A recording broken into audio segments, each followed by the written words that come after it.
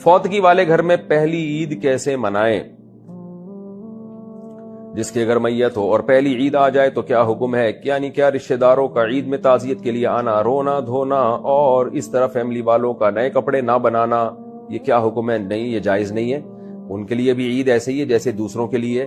ہاں، یہ ایک الگ بات ہے کہ ان کو غم ہوتا ہے اور عید کے دن اگر ان کے آنسو نکل جائیں اپنے پیاروں کو یاد کر کے، اپنے مرحومین کو یاد کر کے، تو اس میں کوئی گناہ نہیں ہے کیونکہ یہ غیر اختیاری چیز ہے.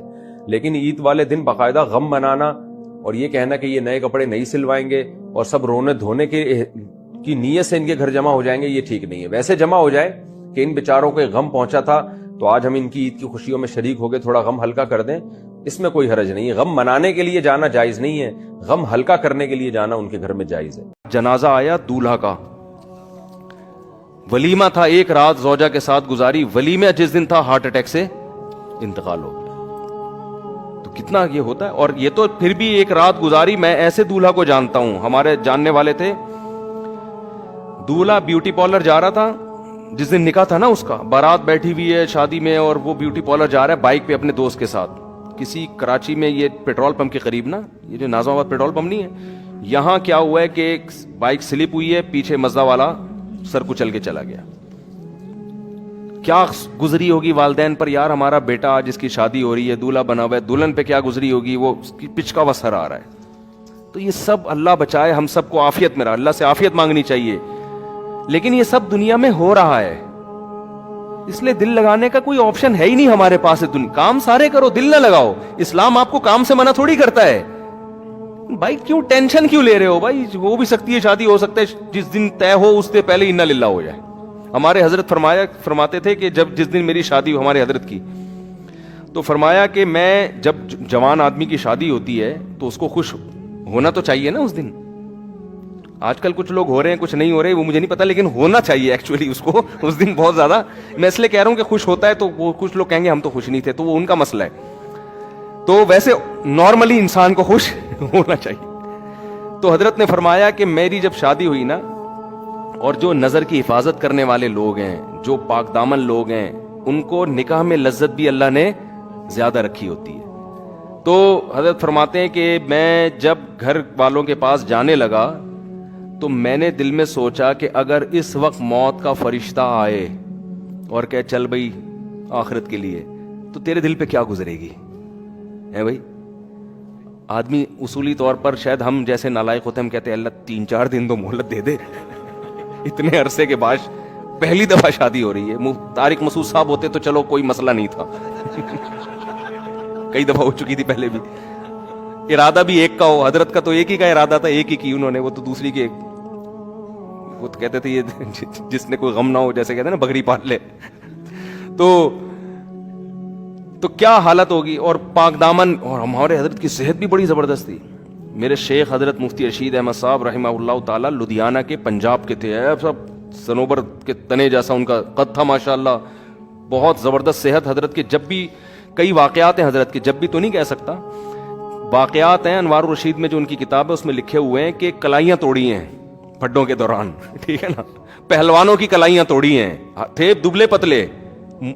تو لیکن جب ان کی لڑائیاں ہوئی ہیں نا پھڈوں کے دوران، پہلوان کی کلائیاں توڑی ہیں، 2-3 پہلوانوں کی، کسی کی کلائی توڑ دی، کسی کا سیٹنگ آؤٹ ہو گئی، بھاگ گئے. وہ تو بہت زبردست فائٹ کرنا جانتے تھے، بڑی خاندانی صحت رکھی ہوئی تھی.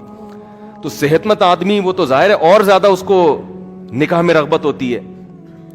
تو حضرت فرماتے ہیں میں نے اپنا محاسبہ کیا. وہ ہر وقت نا اپنے آپ کو چیک کرتے تھے یہ بڑے لوگ کہ ہم آخرت سے غافل تو نہیں ہو رہے کہیں. یعنی ہر وقت چیک کہ دنیا کی نعمتیں تو ساری رکھنی ہیں، لیکن آخرت کو ہمیشہ دنیا پہ ترجیح. بھائی تیار ہر وقت موت کے لیے. تو میں اور آپ ہوتے ہیں، ہم کہتے ہیں اللہ 6 مہینے کی مہلت دے دے، 10 مہینے کی مہلت دے دے. ہمارے تو آگے بھی بڑے پلان ہیں نا.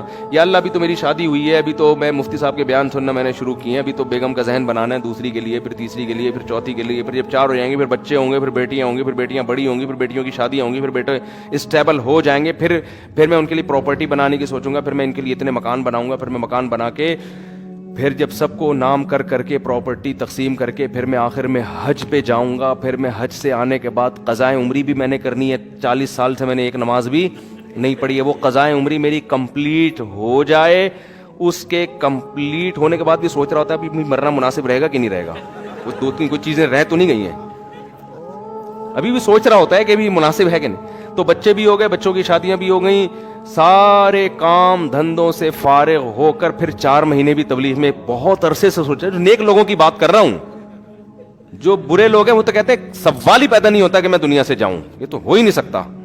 جو نیک ہے, پرہیزگار ہیں, ان کی بات. پھر آخر میں یار ہم 4 مہینے بھی تبلیغ میں, ہم نے کب سے سوچا ہوا تھا جب سب کاموں سے فارغ ہوں گے تو حج کیا, پھر 4 مہینے کے لیے تبلیغ میں جا کے فارغ ہو کر آئے. پھر اے اللہ, پھر اگر فرشتہ آ جائے تو مجھے شاید کوئی اعتراض نہ ہو. یہ بہت نیک آدمی کی بات کر رہا ہوں. تھوڑا سا بھی ہوگا کہہ کے پھر بھی نہیں, صحیح ہے نا, پھر بھی نہیں. تو ہم میں سے ہر شخص نے یہی پلان کیا ہوا ہے. 4 کا شاید نہیں کیا ہوا, لیکن ایک میں ہی کہ بچے ہوں گے, پھر بیٹیوں کی شادی ہو جائیں گی, پھر حالانکہ بچے بھی ایک آدھ ہو رہے ہیں کہ کیا پلان کرنا ہے یار ان 2 بچوں کے لیے, تو نے چھوڑ دے ان کو یار, چھوڑ دے ان کو, خود ہی پل جائیں گے. پلان کرنے کے لیے کوئی بچے تو ہوں یار, مزہ تو آئے یار. 25-30 بچے ہیں, آدمی پلاننگ کر رہا ہے یار, یہ والا کوئی تبلیغ میں بھیج دو, اس کو انجینئر بنا دو, اس کو آرمی میں بھیج دو. مزہ بھی آتا ہے پلان کرتے ہوئے. آپ کہو گے اتنے وسائل کہاں سے آئیں گے, ہو جائیں گے, ٹھیک ہے نا, اللہ نے چاہا. تو پلان کرنے کا مزہ بھی جب آتا ہے جب آپ کے پاس ہول سیل کے حساب سے اولاد ہو. پھر آدمی سوچتا ہے اس کو رکشے پہ لگا دے, اس کو WR, ایک کنڈکٹر WR کا بھی گھر میں ہونا چاہیے. اس کو ڈاکٹر بناؤں گا, اس کو میں سائنٹسٹ بناؤں گا, اس کو میں فوج میں کمیشن آفیسر بھیجوں گا, اس کو میں تاجر بناؤں گا. پلان کرنے میں مزہ آتا ہے. ایک آدھ بچہ ہے, تو نے جو بننا ہے نا بن کے بتا دینا مجھے کیا بن, خود ہی اطلاع دے دینا. وہ پلان نہیں ہوتا.